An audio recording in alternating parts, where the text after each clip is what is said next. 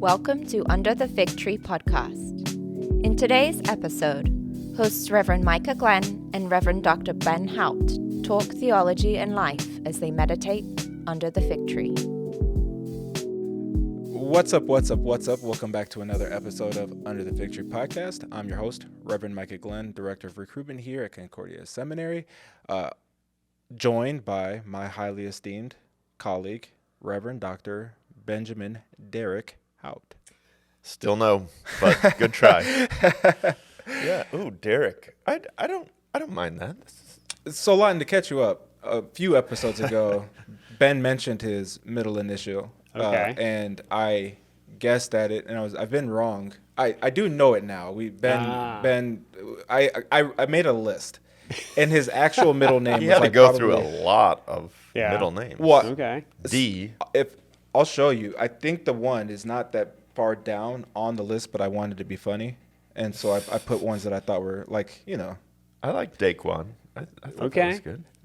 It might be Deshaun. Deshaun. Yeah. Okay. D'Angelo was there we a go. guess. DeAndre. Like going through the ones that are most likely to be Ben's middle name. Right. Yeah. So like it's not far down on the list if you look. Oh yeah. It was. No, that's right. When I wrote it down, I was like, oh, that actually makes sense. But anyway. So it makes sense. All right. Now I'm curious.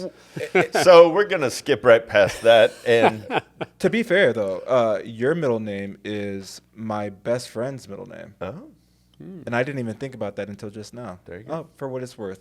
There you go. Best friends forever. Huh. New connections. Today we have a host. We have another a new host. Yeah, we're giving over the podcast. We're signing off. It would actually probably work, to be honest. yeah. With you. It'd be He's great. got it. Yeah, we're joined by a guest, Pastor Lawton Thomas. I almost called you Thomas Lawton. Again, I feel like both. We have a sense. guest. His name is Lawton Thompson. Everyone, I'm suffering from a sinus headache today. Not that is the reason why my brain's all over the place, but The viewers I get it. actually. I'm a parrot, so my brain is all over the place a lot. we're gonna touch on that because we're Okay. both parrots, Yeah. and there aren't many of us around Right. here, and Viewers, we're privileged. help me. If you're an ego, you're probably not listening to this anyhow. So, oh man, And the parrots are like, let's go. yeah. There just aren't many of us around here. The Yeah. Eagles, if the Eagles watch this Yeah. this podcast, if you're a D dominant in the disc profile, which means you're like a taskmaster, get stuff done, which Right. is I would probably always, if I was going to listen to an episode, I had a very specific reason that I wanted to listen to it, and I would just fast forward through like the first 15 minutes and get right down to business, figure it out. Where's the content? Right. So when we I'm first real started fun like that. this podcast, Ben like legit, he's like, all right, let's make it 45 minutes, and he had like minute segments, and like Yeah. we like sometimes when we first started the podcast, we would like barely be touching on a topic. And Ben would be like, all right, well, it's time to move to the next segment. I'm like, I know that's what your sheet says, bro.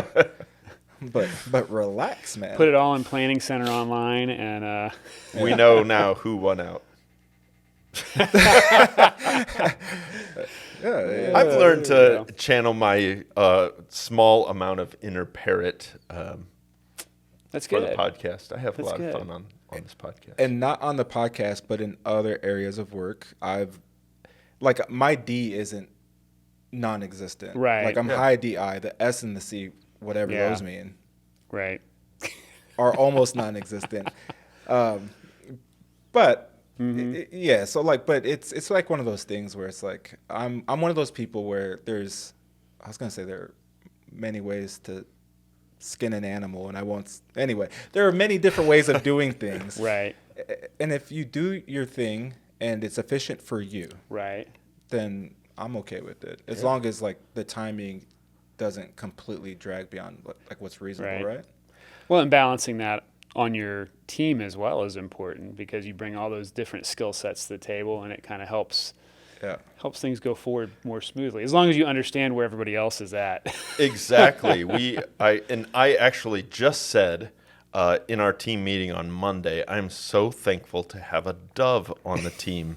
And I looked over That must be Jessica. at your wife because the rest of the team was being a little grumpy about something. And Jessica was just putting the best construction on everything and thinking, well, maybe we could just do this. And I was like, yes, exactly what I was thinking. She's really good at that. And then you're just like, oh yeah. It's a good perspective. Thank you. That is to say, to connect some things up for our viewers and listeners, Lawton, you are married to Jessica, one of our teammates, and you serve here as a pastor here in town. So tell us a little bit about what you're doing right now, and then we'll kind of rewind and we'll hear the story. His last name is Thompson. You got Thomas. It, yeah. Sorry. It's my senior pastor, Thomas, so we like to keep it confusing, you know. So I'm here in St. Louis, in West County, in a city called De Pere at St. Paul's Lutheran Church. Great spot there. We're heading into our 175th year there. I haven't been there the whole time, but I get the cool job of kind of overseeing youth ministry as well as confirmation, and I'm involved with the contemporary worship stuff there as well. And so that's kind of, we don't silo as pastors, so we're in all of the areas, but that's kind of where my oversight is. And so I'm still teaching Bible study there and preaching on a regular rotation and all those things. But then when it comes to actually administrating stuff, youth ministry is kind of my area. Which I love.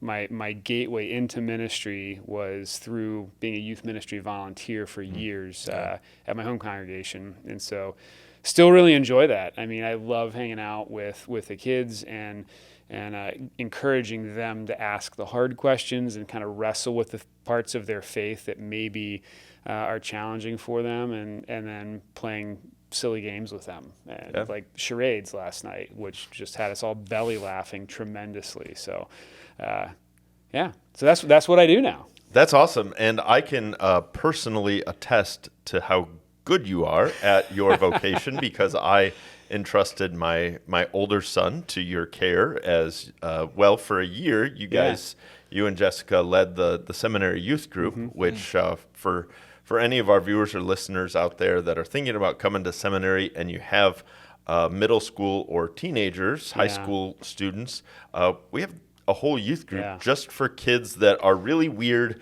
Right. Their parents picked up everything and moved across the country to St. Louis and ruined their lives, took them out of their high school or their middle school. Yeah. And you hang out with those kids? Yeah, and it was a blast. Leading the youth group here on seminary was a lot of fun. It's so don't think that your kids, if they're in that age group, are going to be alone, because we averaged about 20 kids a week. So it was a really good, solid group, because we had wondered that when we were coming to St. Louis. We're like, are we going to be the weirdos that have the teenagers? Right, because you yourselves had teenagers. Right, and so but no, it wasn't the case. There's a whole community here for them to jump into of kids that are in a similar situation, and so. It's kind of beautiful. And you all even went to the National Youth Gathering. Yes. So I really entrusted my son to you. And he not only survived and was safe and all that kind of stuff, but really grew in his faith and had a ton of fun. Yeah, it was a good time. Just a bunch of friends. Yeah, Houston was good. Looking forward to New Orleans in 25. So I say this to Mark Kiesling all the time. Whenever it's in New Orleans, it is by far my favorite gathering. Absolutely. Just because of the food. The gathering is incredible no matter where it's going to be. Right. But when it's in New Orleans, man. I haven't been to a gathering in New Orleans, so I'm looking forward to it. This will be number 4 in New Orleans for me. So I am excited to go back. Nice. When they made that announcement, I was like, yes, New Orleans. I always go to Mother's. Yes, Mother's. What is that? Right on Canal. It's right there. Yeah, but there's always a line out the door and down the block. Same order: bowl of jambalaya and a sweet potato pie. Cafe du Monde, is that? I go to Cafe du Monde. Yeah, I mean, you got to take the overrated? Kids. It's I've had beignets. Yeah, beignets are good. I Their think beignets are decent. I think it's a cultural thing. You go there, you got to do it. So you got to take the kids there, have the beignets and a cup of coffee. And it's kind of like madness. There's powdered sugar all over the floor and everything. And there's people everywhere. Yes. You know what I will say, as far as beignets go, the the best beignets that I've had is from St. Paul's when they come here for Jambalaya Fest. They make homemade beignets right in ISO Plaza. We have lots of festivals at the seminary, Oktoberfest, Springfest, but Jambalaya Fest is the best. It's a good one. Yeah. That's a good one. Yeah. So you mentioned your gateway into ministry was as a youth ministry volunteer. So let's rewind the tape all the way back to Lawton. Tell us a little bit of the story of school, first job, and your volunteering at a church. Take us way back. So, I mean, whenever I tell my ministry, the story of God leading me into ministry, it starts when I was about 14 years old. Now, I grew up going to Lutheran day school, loved that, and but my freshman year of high school, I got really sick and I almost died. And so I was in the ICU, and we had this visitation pastor, and he came and sat at my bedside, and he didn't try to explain why this had happened or any of those things. He sat there with me, read scripture, and prayed and said, I don't know why God left you here, but he's got something for you to do. He's got a purpose for you. That's it. And it was this beautiful but simple statement. And I think back to Pastor Estok, who's an old Slovak Lutheran pastor, and that's kind of where it starts. And so I stayed active in youth group all through high school, and then I went to the fire academy. I became a fireman, and a couple years after I had started in the fire department, our DCE at church was she was trying to build a team of youth mentors, and she said, "Hey, Lawton, I think you'd be great at this." And I said, "Sure, why not?" And it started there, and I never left. It was so much fun to come together and just, because as a youth mentor, your job's not to be a chaperone and be thumb down on the kids. It's to walk alongside them and process life through the lens of faith. And so it's just actually a huge joy to do that. And so I did that for a while, a very short while actually. I thought it was time to come to seminary. We actually applied. I took all my ELCEs. We sold our house. We packed everything up. I was pulling into the University of Central Florida to pick up my final transcript, and Jessica called me and she was like, "Hey, it's not right. It's not the time." And I was like, "Whoa!" And this is the dove. Let's slow the roll as the parrot's pedal to the metal. Let's go. Full send. And so, in ministry, when you're married and you have a family, ministry is a team. And so you all have to be on board with taking that step. And my home pastor had always said, if it's ever not right, don't feel forced to step into this. And so, how old were your kids at the time? They were young. So Johnny was he was not quite 2 yet, and Noah was not quite 4. So we had littles. And so we didn't go.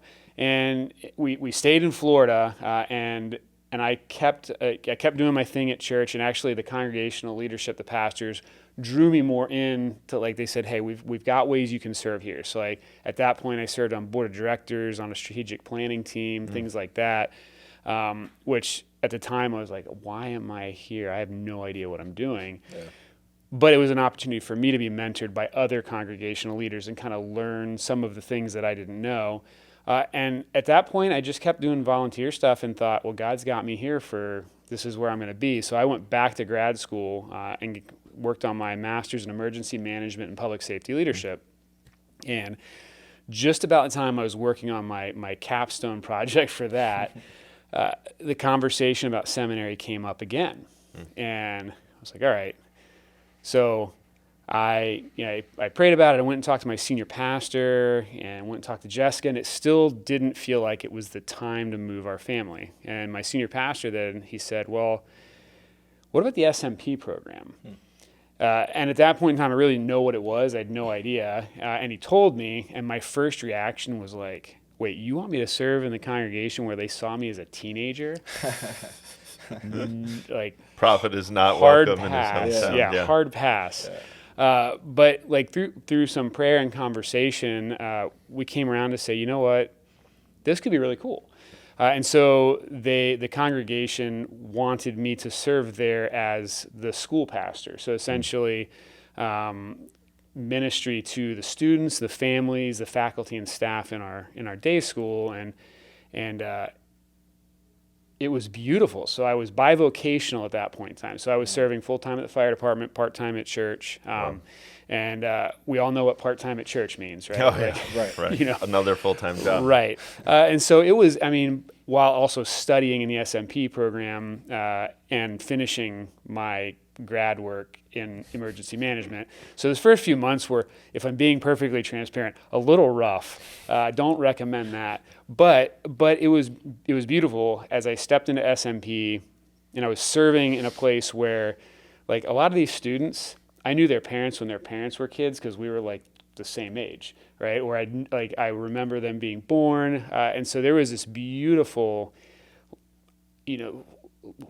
familiarity with the people I was serving alongside. So it was wonderful, and around the time that I was graduating from SMP, kind of somewhere in that time frame, the conversation came up about maybe it's time to go full-time in ministry. I'd been in the fire service for just about 20 years. And I talked to my senior pastor, and he's like, Lawton, you've potentially got a whole lot of time in ministry left. Probably the best thing you can do is actually go finish your M.Div, and see what God, leads you to there. And it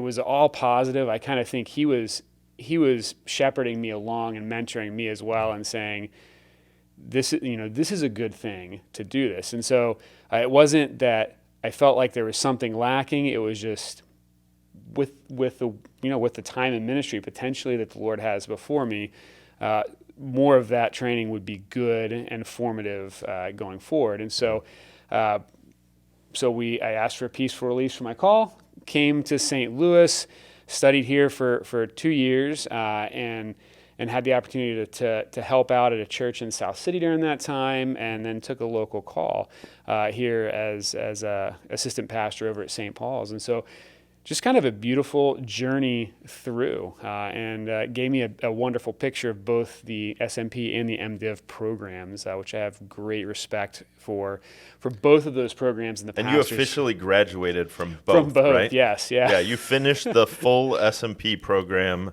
were called as an SMP pastor to your congregation, right.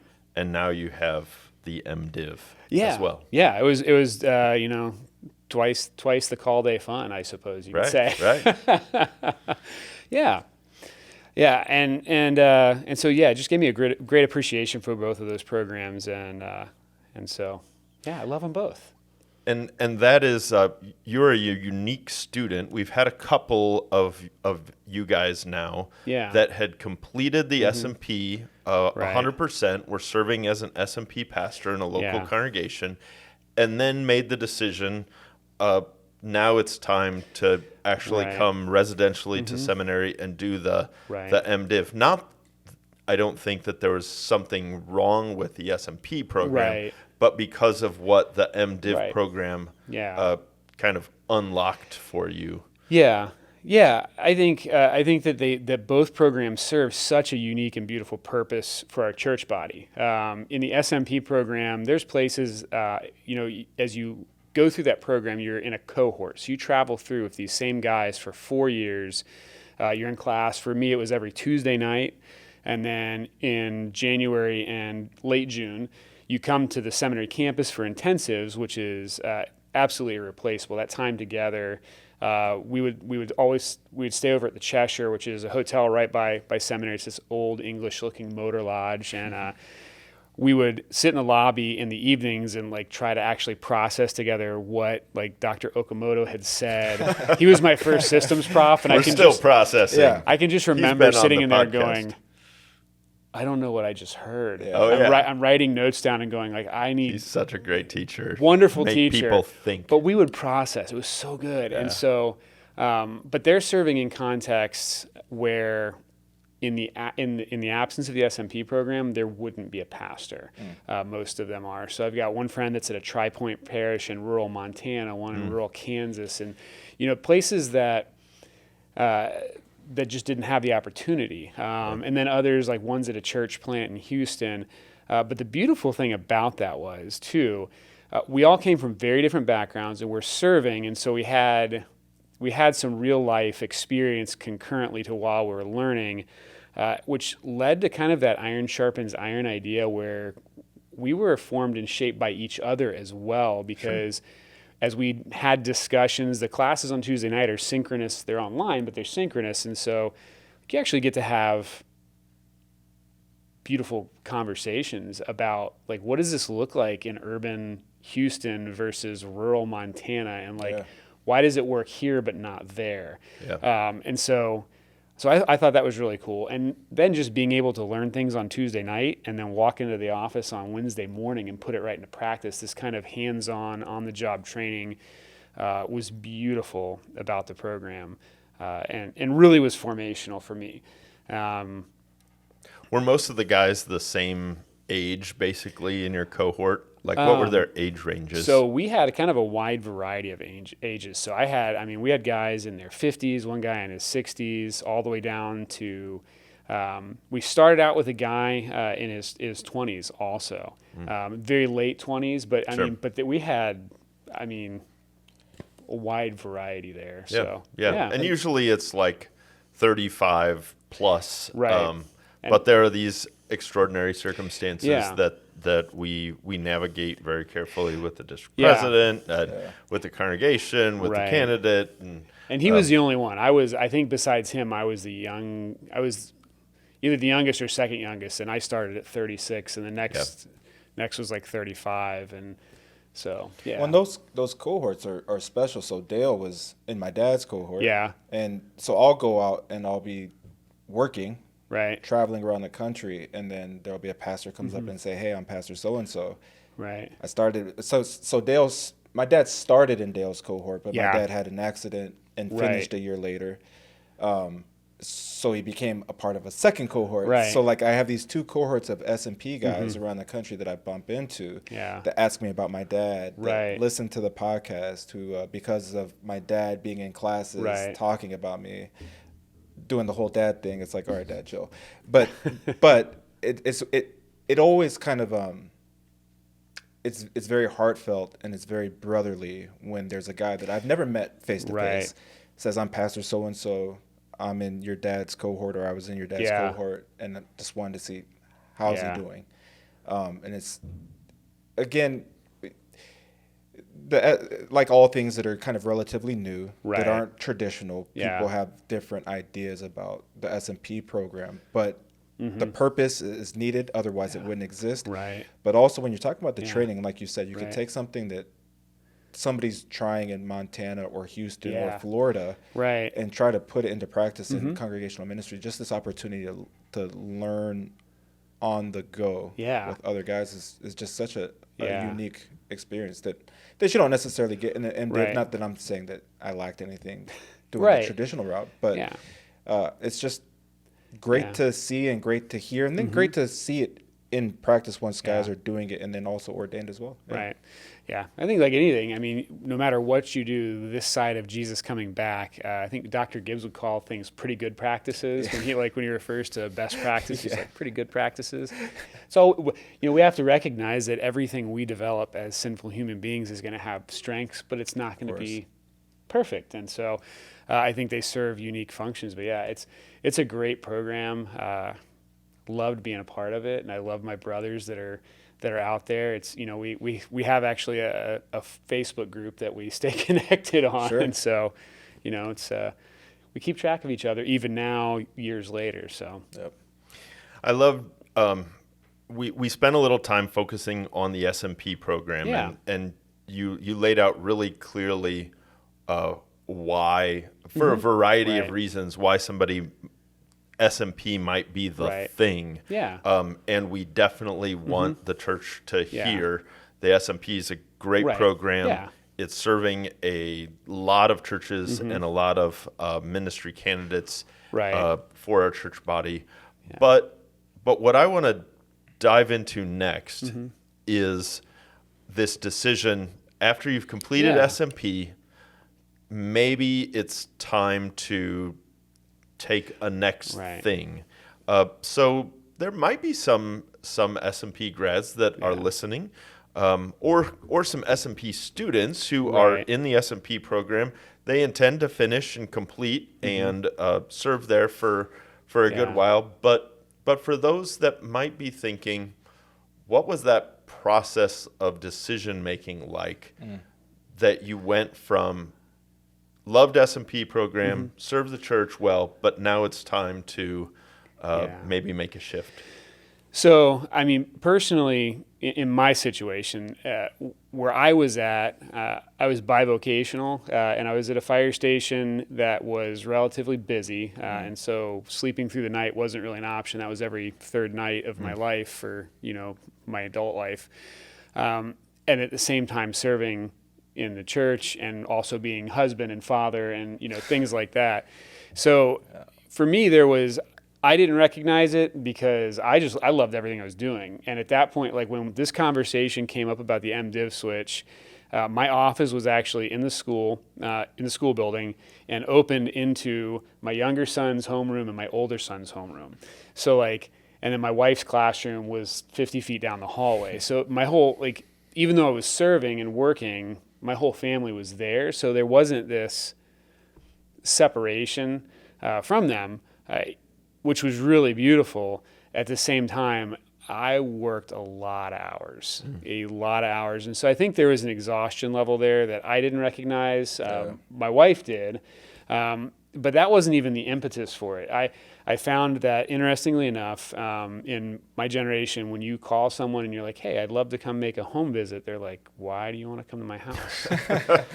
What have I done wrong? What have I done wrong? And so our families at the school, tons of parents would get there like a half hour, 45 minutes early for car line. And so I would make car line my visitation. I'd go out there and I would work. Awesome. They're all out there chatting. And I started having these conversations. We had a couple families that were in the military, and they were just having these discussions about what home is. And I don't know why it spurred in my head, that's interesting. And so between all of that was when the question kind of came up of full-time ministry, and then morphed into this idea of coming to M.Div. And really, so I think really for me, it was the amount of time I was putting on the clock every week was not long-term sustainable. So that was a big thing. And as I've reflected on that, I think for congregations that are thinking about an SMP pastor, that if you're looking at a bivocational route, if you say, hey, look, we can budget for a part-time pastor that can preach, administer the sacraments, and do some teaching, you really have to define well what the expectations are, and also have lay leadership really step up to fill the gaps, because you run the risk of burning that guy out. And I wasn't there yet, but I think it was probably on the horizon somewhere. And so, that was a big impetus for me coming. Was just there was a pending exhaustion that was there, but also just I was in my late 30s. I was 38 when we made the decision that God was leading us in this direction, and conceivably, Lord willing, there's a lot of time ahead of me, and so how can I be better prepared? And not that I wasn't prepared at that point in time, but it was, what can we do to further form and shape and step faithfully into the mission field somewhere beyond that? And so we took that leap. And I see the benefit of doing that, I guess, is stepping into that M.Div program, is there were areas of theology that I was able to dive into in more detail. In the SMP program, you have 16 courses, and you have to deliver a lot of content. And so the academics are very rigorous, but you, at the same time, you can't spend as much time in Isaiah or the Gospel of John as you can when you're like, oh, here's an elective I can take on the Gospel of John, or there's or no electives in the SMP program. Everything is prescribed. Yeah, go through it. And so I felt like, and I felt like that, as I stepped into that and I looked forward to that, I was like, this will put a little bit of more meat on my bones for ministry. And that's really what I felt was accomplished as I made that transition into M.Div was I feel more confident in teaching in certain areas than I did before. And so I think it was really beneficial, really, really helpful. But I think the big thing was, it wasn't that I wasn't prepared for ministry. It was the demands on my time personally were probably not sustainable for much longer. Yeah. So it was really that you were ready to go full time into ministry. That was really what it was. Yeah. That was it. Well, I'm going to shift gears a little bit because it's actually, I find that interesting, and it could be a personality thing. Okay. Maybe it's just an overachiever thing. Yeah. But we mentioned we've brought up the disc inventory. Mm-hmm. Yeah. It's something that we do on campus, and you get assigned a bird. Right. And is it just the 4 birds? Just the 4 birds? Yeah. And so we're both parrots, which is like eagle, parrot, dove, owl. Yeah. And there's there's loads of personality tests you can do out there. We've done a bunch as a team. But the point is you're mentioning kind of always ready to go, always action orientated, which goes into it. How are you doing with that now? and because there's a relationship here. As you were describing what you were doing in Florida, I was like, I bet you're doing the same thing now. Yeah. In different ways. And I'm the exact same way, and Dorothy can't stand it, but yeah, it's hard because I read this book called The Myth of Balance, and one of the chapters was called Strengthening Your No Muscle. Yeah. And my no muscle can be weak. Actually, when I was in Florida, our family life ministry director was my accountability partner, if you will. She was like, "It's your day off. If you're here, I'm going to run you off campus." Good for her. And so that's super important because you just like to get things done. Yeah. And the trap we run into is in ministry, like, oh, this is a busy season of ministry. Well, that's cool, but when this season ends, you take a deep breath, and then it's Advent. And then Advent's over, and you're like, whew, man, here we go. And then all of a sudden, it's Lent. Real and quick. You're like, whoa, what happened? And so, I tend to, I have reframed the way I do some things. So like I've the youth ministry model that I work with is not really an attractional ministry model. Yeah. It's lower impact on the people that are serving in that ministry because it's more about building relationships than about the big flashy things. Because I find that those things, although they can be really cool, they require a lot of energy. Yeah. And I'm not sure the return on the investment is really there. And so I've done some of those things to make it a little more sustainable, but I still do struggle with the making sure that there's time for Sabbath rest. And so Jessica does remind me of that, or some other people I serve with will be like, "Hey man, are you taking your day off this week?" Like, yeah, I got a half a day here, I can do it. But you're right, it is hard because you just want to get things done and you love your people, and so you're like, you want to pour into it, but it's also important that you have some recharge time, or else there's nothing to pour from. Yeah. I always find that I struggle with it because I'm also highly extroverted. Okay. And so I genuinely just like people. Yeah. I like being around people. Mm-hmm. And so going from all nations, where I'm the vacancy pastor, to work, to travel, to hanging out at a high school with kids and asking and answering a bunch of questions, then coming home and doing something on Saturday, sometimes for work, and then all of a sudden Dorothy will get out the calendar type deal, and she'll be like, okay, like you were at All Nations Sunday, and then you did this, and then you traveled, and then you were supposed to take the day off, but you said you needed to get something done in the office, so you went to the office for the day, and you said you were going to do a half day, but you ended up doing a full day. And then she'll like go through this, and then she'll like, over the last 30-something days, what day have you taken off? Right. And then I'm trying to have this conversation with you, and because of the energy, you can pick yourself up and you can go do it. But when you're home, you're tired, you're exhausted. What about me and the kids? And it's like, okay, I'll take the time off. I'm listening. And so for me, I like that whole myth of balance. I have to do it with my therapist. Yeah. And we always, almost every session, we start with the priority list, and it's always the same. It's faith and family. Yeah. It's work. It's PhD. Yeah. And then it's everything else. Right. And then she's like, okay, like, say, like, you weren't the vacancy pastor at All Nations. Would they be okay? Would they be able to find somebody? Right. The answer is yes. Yeah. You don't have to do that. Right. And then even to Ben won't like this. When it gets to work, she's like, okay, like, say you weren't the director of Right. recruitment.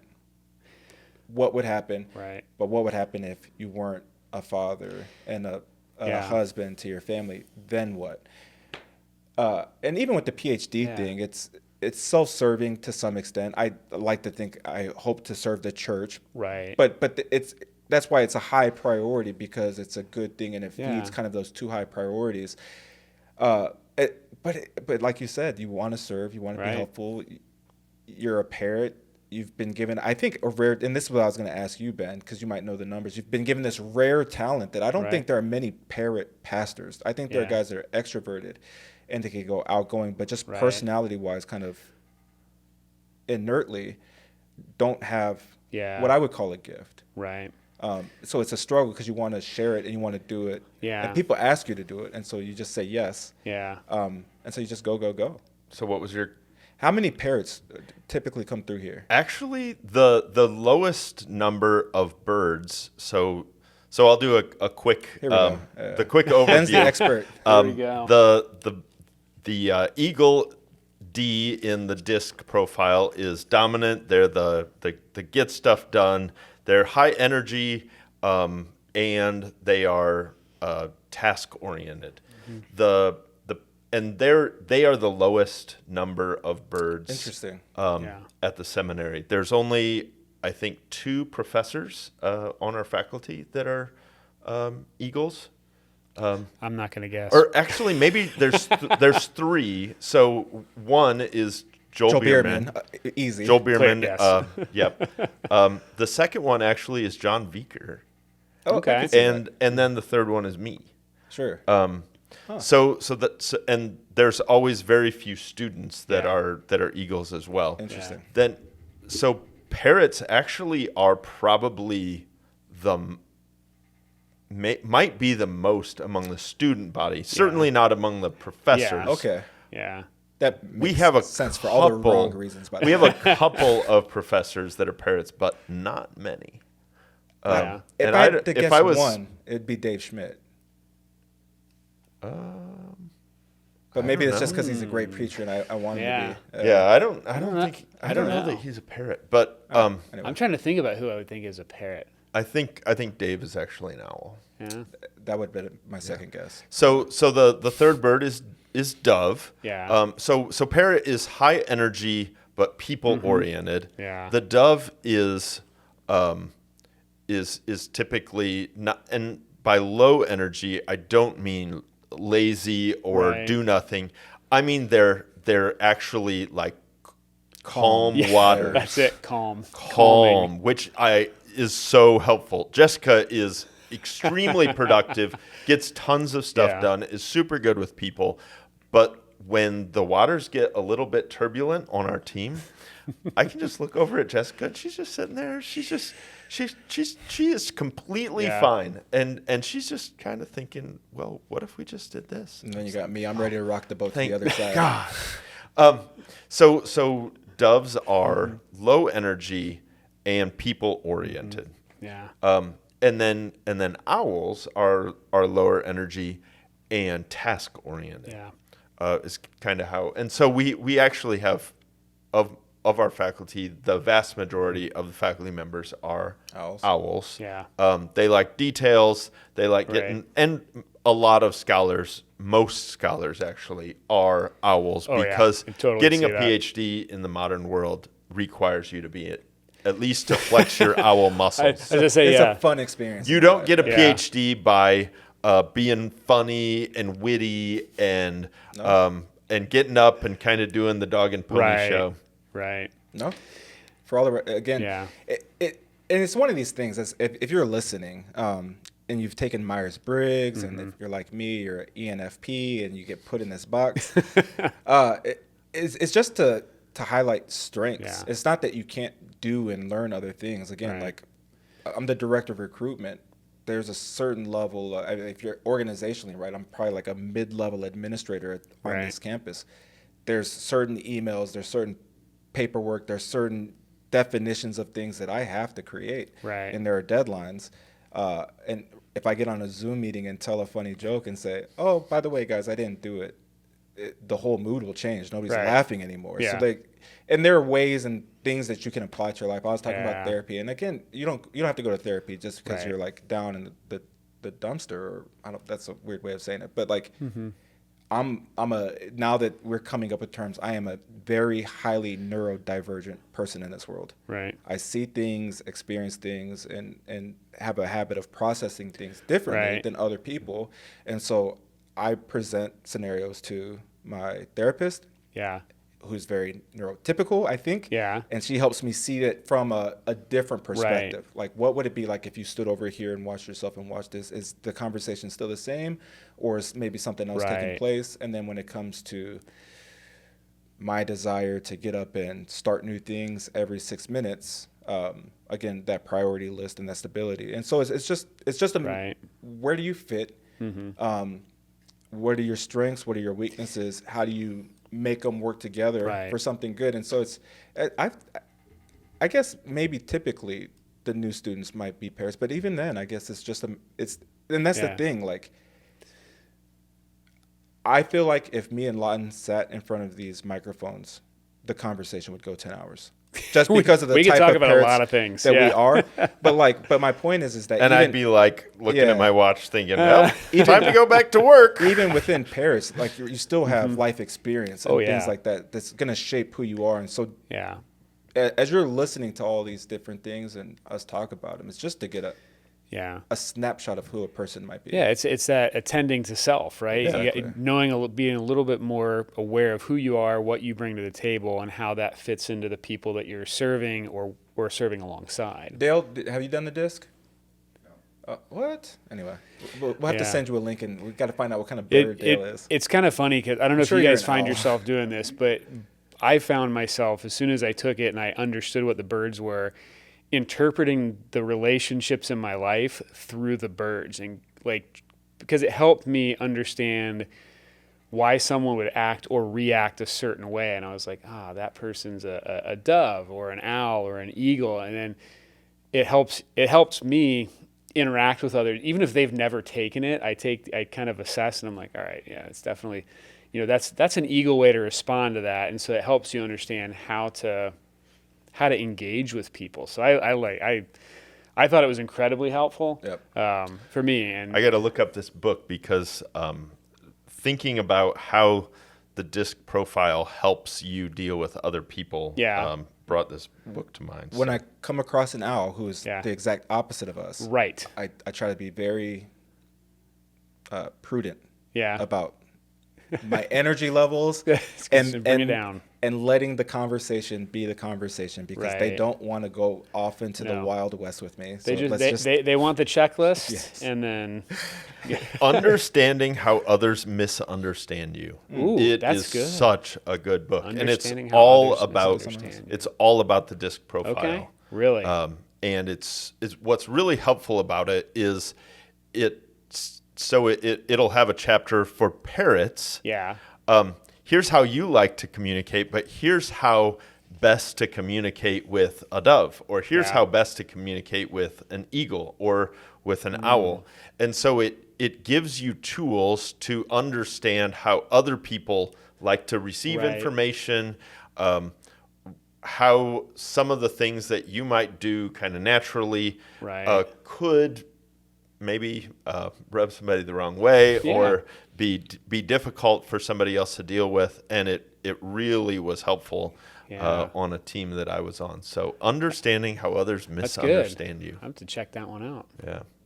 Very I want to good. go back to, because I'm task oriented, I want to go back to. We'll play along. it's fine. Yeah. And we do this because Micah and I bring these we're more different malleable. strengths to That's it. good. Hey. To each other. So I want to talk just briefly about the coursework when you came in you've already graduated from the SMP program. That doesn't mean that you start the M.Div program over from scratch.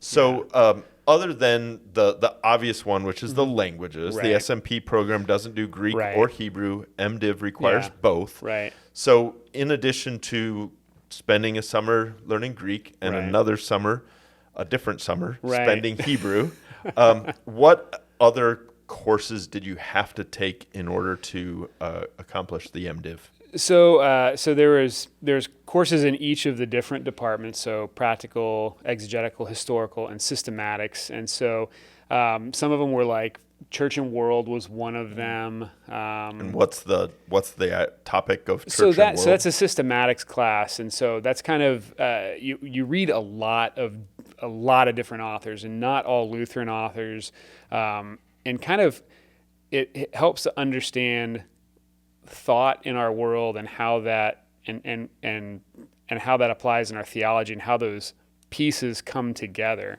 And I actually really enjoyed that. When I took my first systematics class, I was like, I don't get it. Can we just read the Bible? That would be super. And I was young and naive. And I still I love the exegetical work, but the systematic work is what takes all those pieces and puts it together. And so in Church and World, I felt like I loved that because it all started to come together in this beautiful picture of like, oh man, this and then there were things that you read that you didn't think you knew you needed, and then you read it, and I'm thinking of like just a couple of the articles that I still go back to, I've held on to, and I'm like, oh man, this is gold, and it feeds into that faith. That was one of them. Things like in the exegetical department, prophets was a good one because we spent a lot of time on Isaiah.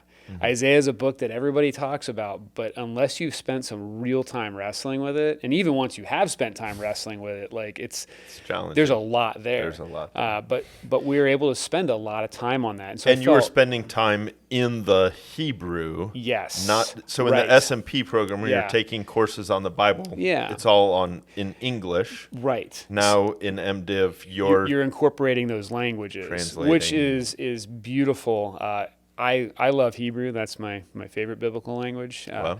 I'm also left-handed, so I don't smear my writing when I write Hebrew. You know, the struggle is real. But like Dr. Lewis here has a great analogy for the languages. When you go watch a movie in a theater, you've got this big wide screen, and so you have this great picture. When it's formatted to fit your TV, they have to trim the edges of that screen. And so you still see the same story, the same narrative, like it's conveying the same meaning, but you lost a little bit of the color on the edges. And so I find that that was one of the beautiful things about learning the languages, being able to go back in and see some of the fullness of these passages that the English language just cannot convey. And that's been actually really fun in teaching like my confirmands, because there's actually just some funny nuances that middle schoolers will laugh at when you're like, all right guys, I know you don't know Hebrew, but let me bring this up to speed for you. And so that was really, those were good.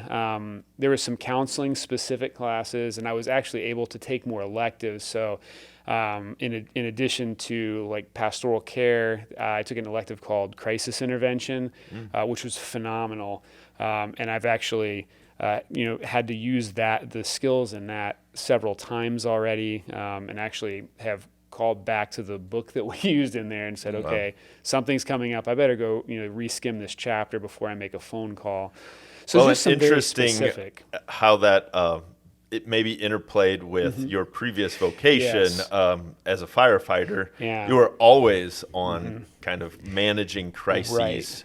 Yeah, that's been interesting because I spent a lot of time in the presence of death and dying and tragedy. And so it's kind of been a natural progression. I can step into those situations and not it doesn't faze me at all, which is good because you care deeply for these people that you're ministering to, but you have to maintain some level of composure as you step into those situations. Right. But then that class, for example, gives you more tools in your toolbox to say, okay, what should I say? What shouldn't I say? How do I navigate and this especially situation? theologically, and, right? Well, and that's specifically theologically, because it's all about Jesus. And so, I mean, you can, like, something terrible can happen. You pat somebody on the back and say, "Oh man, I feel so bad for you. It's all good." Well, the whole world can say that. Where's Jesus in the midst of this? And what not to say, because even something very true about Jesus in the wrong situation can be so damaging, right? To someone that's in the midst of crisis and struggle. So, I mean, there's a lot of things like that. Those are a couple. Let's see, I've hit practical, exegetical, systematic. So historical. Here we go. Yeah. Let's get them all. Yep. Dr. Orlowski taught a class called the 7 Ecumenical Councils, and it was a ton of work, but an excellent class to walking through those first 7 ecumenical councils and the formation of things like the Nicene Creed and understanding all the nuances for why is this specific language in here, which has been incredibly helpful. So, yeah. So those kind of classes, there is just some ability, having completed SMP, and as those credits filtered into the M.Div program, I had some latitude for some electives that I might not have had otherwise, that were really helpful to me, just in my understanding of either the practical side of ministry or interpreting what's going on in a passage, or even just understanding historically how something came to be in the church. And so I really appreciated that opportunity. So much so that like a couple times I've come back and just, since I'm local, sat in a class on my day off, because why not? Right, because that's what you do on your day off. The thing I heard in most of that was how you really highlighted how systematics brings it all together and makes sense out of it. I knew you were just. Oh man! Oh my God! So it's like having each of the birds on your team. You need all those departments to have this like comprehensive approach to ministry. 100%. And you can't place one over the others. No, because the exegetes will not be placed in the systematic, nor will the historians. But if you're going to hear from one of the birds, it's going to be the parrot. So basically what you were saying is the systems is the parrot of the department. Two years, is that what it took to complete the program? So you can theoretically do it in a little shorter time span, but Jessica at the time was still, she was a rostered teacher, and so she was teaching, the boys were in school, and we felt like a heavier course load and taking a call in mid-Advent would not be healthy for our family. So we just, I worked with Beth Meneke and we stretched it to 2 full years, just because as far as caring for a family, it made more sense, which kind of calls back to what you were saying a minute ago. It's like, what vocations can only I fulfill? Well, husband and father are 2 of those things. And so even if I want to just go nose to the grindstone and get done, the best thing for the whole family is to slow your roll a little bit, which was good in the end because it gave me more time to process the things I was learning. Right. So it's actually was a blessing. And I would encourage you, if you're thinking about that extra semester rather than trying to cram it into 18 months, is probably healthy. From a family standpoint and from a student standpoint. Well, and as your wife has said many times, including on this podcast, God had a plan all along. Part of you slowing down allowed Jessica to start in the deaconess program. And after she started in the deaconess program and started working with some members of our team, they said, hey, we have this open position. We should. And she loves that. God always has plans, and it's really cool how it all is. It's funny about how he has that, and he knows where things are going for you, and you don't. And he just, when you let go and let God, when you don't get ahead of God, he does things. You're like, oh man, wow, that was pretty cool. I see what you're doing there. But too often we try to like plan and structure everything, and then we get really hung up when it doesn't go the way we thought it should go. And God's like, hey guys, I got this. You're talking to the Eagles now. Trust. Which can be hard. I get it. Like, Absolutely. But, and it doesn't mean we don't like work and try hard and structure and plan, but contingencies are important.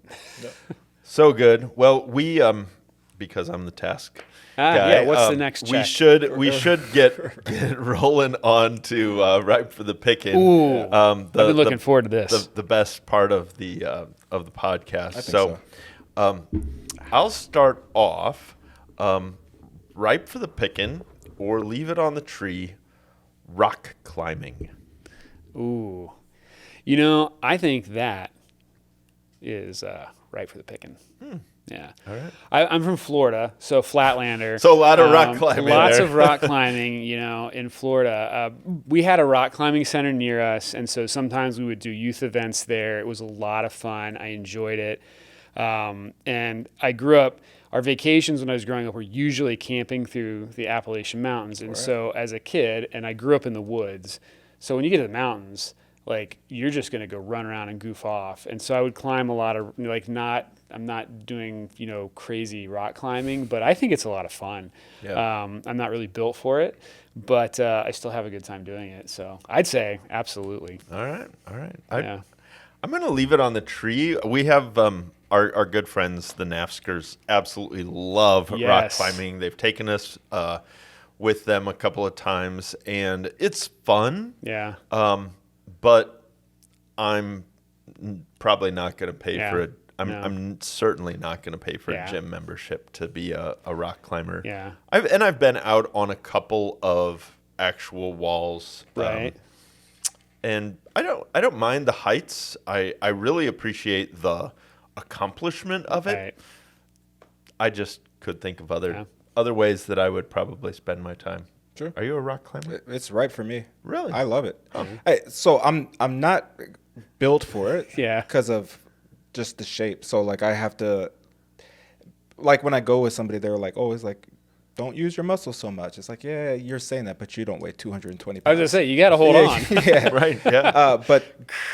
But the center of Clayton has a rock climbing wall. And so we take our kids there for swim lessons and things like that. And Talitha, our daughter, she's always been like a little ninja.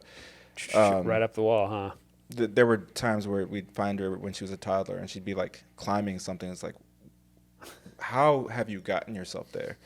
But she's conquered every different track at the center of Clayton, and to the point now where she wants you to time her so she can beat her time. We were members there for a year, and I don't think I once climbed that wall. I haven't climbed that wall, but next week, which anyway, when I'm off, I plan to take the kids to a different gym, and to the point where Dorothy and I are like, okay, like how far do we lean into this? Do we get a membership? Do I take like some belaying classes so that Talitha can continue to explore something that she truly enjoys? So it's very rare for me. I'm trying to find like all those things that like I can really connect with my kids on a one-on-one level and have fun. But yeah, it's right for me. All right, slightly different. Noticing your socks, noticing your Vans. So you're a fashionable guy. So we'll go with something. Did you get those, Dale? Right for the pick and leave it on the tree. Turtleneck sweaters. Ooh, I'm gonna leave it on the tree, and not because I think they're unfashionable. I came from Florida, and so it's never been a reality for me. So I've got some scarves that I'll use. Sure. When it gets really cold, but I'm gonna leave the turtlenecks on the tree. It's not really for me. When I was a kid, I definitely wore a lot of turtlenecks. I'm just thinking about the family photos. Oh yeah, I mean, I had all the like velour jackets. Oh man, I mean, I was a kid of the late '70s, right? Yeah. And I growing up in Fort Wayne. I mean, man, it was cold up there. Yeah. So yeah, I wore a lot of turtlenecks. I think I stopped wearing turtlenecks probably in high school, college. Yeah. So my last one was kind of a mock turtleneck, like a high collar, but not the like big thing that you have to fold down. I do not own any turtlenecks now. So now in 2023, I'm saying leave it on the tree. Sure. Yeah. Let's leave it on the tree for me. Same thing. Like I appreciate it, but like I don't think every piece of clothing is made for every person in the world, and I don't have a long neck. Yeah. I think I have a relatively short neck. Yeah. And I just think it looks goofy on me. So yeah, let's leave it alone. Leave it on the tree. Yep. All right. So I don't know. I'll be interested in this one. As a firefighter, you maybe worked with your hands quite a bit. Hand lotion. Oh man, that's actually I don't have my backpack in here, but I have a thing of O'Keeffe's working hands in there, so that's ripe for the picking. Florida, like people say, Midwest gets humid. It doesn't get Florida humid. That's true. So like when moving up here, wintertime especially, like if I don't use lotion, I mean my knuckles will just bleed. Yeah. So yeah, hand lotion is in my bag all the time this time of year for sure. Mm-hmm. So that's right for the picking. I totally relate to bleeding knuckles, and not because I'm a boxer. As a kid, I had real problems with this, and I would have to like go get corn huskers stuff just to try to keep my hands from bleeding. I don't have that problem anymore, and so hand lotion is I always get a tube of it from my mother-in-law every year for Christmas, but it is leave it on the tree for me. Yeah. It's big right for the picking for me. Micah and I have had this conversation a lot. I just the lotion thing. I have a lot of skincare products. Yeah. I just face lotion, which is why you look so young and why I look so old. Skin lotion. I put stuff on my facial hair. That's important. Like I do the whole thing. So do you use some kind of beard oil? I do. Yeah, I have a beard balm that I use. Beard balm? Beard balm. Yeah, it's like waxes and oils together. I've gone to like conditioner. Yeah. It just works a little bit better on my facial hair. Yeah. I use soap. Take care of your skin, people, and you look young forever. True story. All right. Oh, excuse me. Burped. Right for the picking or leave it on the tree. All right. Split pea soup. Ooh. You know, this time of year, absolutely right for the picking. I mean, just good. It's good. I mean, it's not today. It's warm in St. Louis today, but this is the last warm day conceivably for a little bit. But so they say. So they say. I mean, it's a little roller coaster. Right. You're like, yay, it's fall. Wait, it's summer. No, I love soup. Split pea soup is one my mom made it when I was growing up, and I still, I don't have the struggle of foods that I don't like. I typically like foods that I try. So exactly. I like all foods. This is the way. Did you just try to say that you don't have like foods that you don't like? Oh man. I'm really picky about foods, but I will try anything. Oh, trying and enjoying something are two different things. I will finish whatever is on my plate. Yeah. I try to. It just depends on what it is. I can't lie. Yeah. I don't always. Sometimes I just can't eat things. Okay. Mushrooms are one of them. Oh really? Not for me. Oh man, I'm so sorry. I try. I try mushrooms a couple times a year. Yeah. But certain delicious. mushrooms so I'm good. okay with. But Yeah, split pea soup for me. That's right for the picking. Yeah. I'll take it as long as there's some kind of texture other than just the like soup. mush. Yeah. Dorothy grew up with it. I didn't grow up with it. But I'd eat a whole bowl of it and enjoy it, It's especially if there's like some ham in it. Yeah. That's how Dorothy does it. Yeah. So like whenever we have a ham, perhaps Christmas, like sometime in the next week, there's gonna be split pea soup, and Dorothy takes all the ham off and throws it in the crock pot. So I didn't grow up with it, but it's good. I'm the same way. Soups are incredible. Oh, yeah, like so good. I was recently in a little chili cook-off at All Nations, and I didn't get to eat my chili, but I tasted it, and I was like, this is banging, because I had something else to do during the chili cook-off. But now I just want to make it again because I was like, I didn't get to enjoy it, and I put all that love and work into it. But chili's good. Yeah. Soup is good too. Yeah. All right, last one for me. Right for the All picking right. or leave it on the tree. DIY computer repair.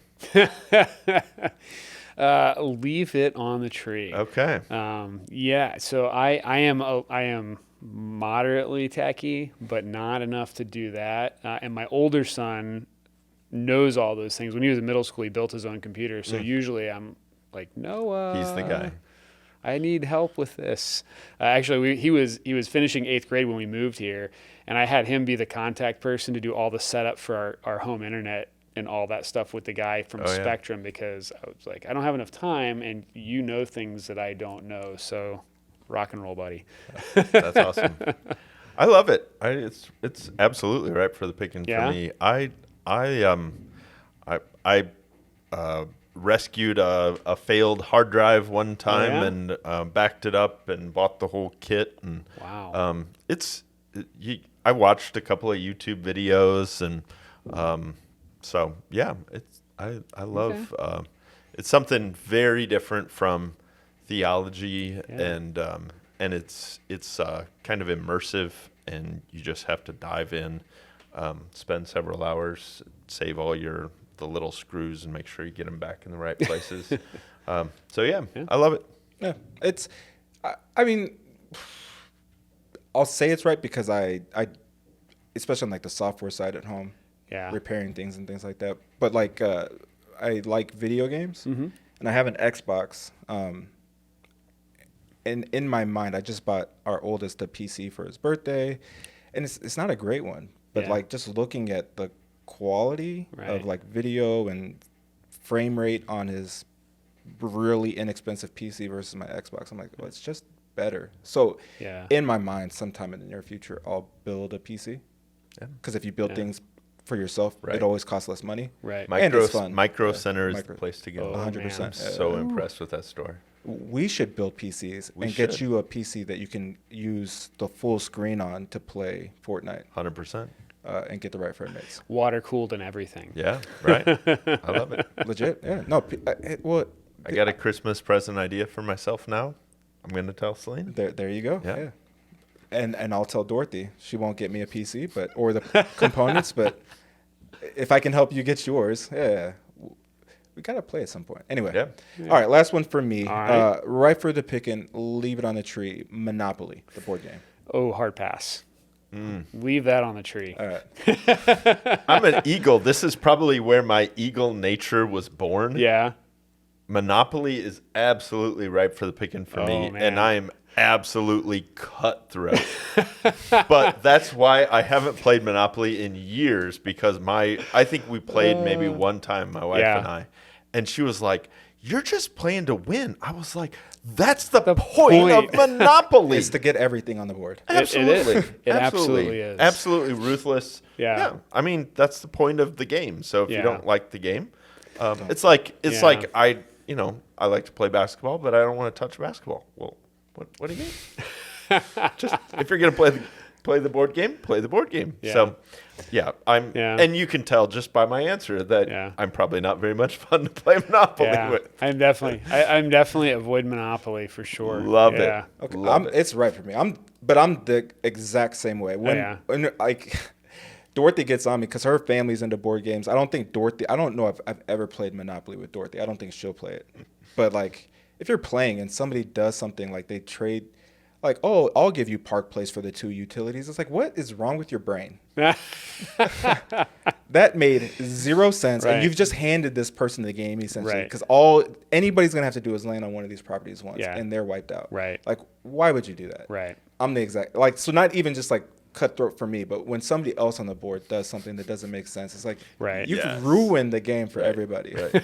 You could have at least taken all their money so they couldn't build immediately, but you just took the properties and they still have $3,000. Like, what's wrong? Well, inevitably, what also happens when I'm playing Monopoly Flip the board over.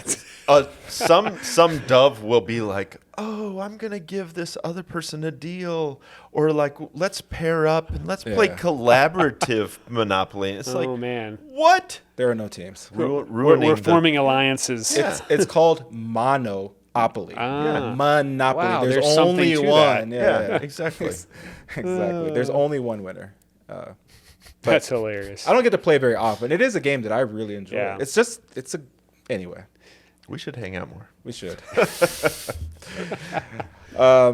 Cool. Well, Lawton, so good. It's been an absolute pleasure. Thank you for coming on the podcast. One thing we do like to close with, if you had one piece of advice for anybody thinking about even in the far parts of their life about church work, what would that one piece of advice be? Well, I would say the number one thing is to pray. I mean, and that sounds kind of simple and basic, and you're like, hey, he's a pastor telling me to pray. Surprise. But going to God and His Word, because prayer is a conversation with God, and letting Him start the conversation. So spending some time in His Word and praying, and seeing what He has to say to you, rather than laying out the plans for yourself, because we can have a lot of great ideas. His ideas are always best, and so let Him lead you, and He's going to lead you in ways that you might not expect, and He's going to show you, because that's who He is, and He wants you to serve Him in the way He's created you to serve Him. And so I firmly believe, spend some time in the Word, and let Him start that conversation, and that time in prayer is probably the primary thing. And then aside from that, just talking to people that know you, because and people that are going to be honest, not people that are going to be the yes men that are just going to be like, oh yeah, but somebody that can honestly say, I think you have some skills and abilities that God could use in that, or somebody that might say, but this might be a hang up, to allow you to really think about it. It's a ministry is beautiful. It's wonderful, but it can also have its hard days and challenging days. And so spending that time to really do some discerning ahead of time, but starting with a conversation with God. He should always be first. And if He's not, take a step back and make sure He is. That's what I would say. It's fantastic advice. Awesome. I appreciate that. Well, again, thank you for joining us on the podcast. Good to be here. Thank you all for tuning in and listening, and continue to join us as we have fun, hang out, talk about all kinds of things, and hopefully you've learned something through the podcast. If you yourself are thinking about being a church worker, pastor, deaconess, teacher, DCE, as always, don't think too long. First, pray, and then reach out for a conversation, because we'd love to walk alongside you in your discernment process. And I think our team we're all frank, we're all honest, and while inevitably we'll try to convince you to apply to the seminary at some point, we'll be honest about the process and honest about your situation, and so it's always great to reach out to us, have a conversation. And at the end of the day, there's a deaconess on our team, or soon to be deaconess, and 4 pastors. We'll probably just, give you some spiritual care in the process as well if you need that. But don't think too long. Fill out a request for information so we know who you are and how to contact you. And if you yourself know you're not meant to be a church worker, but you're sitting in your congregation and you're looking at somebody and you think to yourself, man, they'd be a really good church worker, don't think too long. Make sure you tell them, because you could be that person that gives them that influence and encouragement to begin the process to reach out to the seminary and begin that conversation. As always, thank you for tuning in, and we'll see you next time under the fig tree. Take care.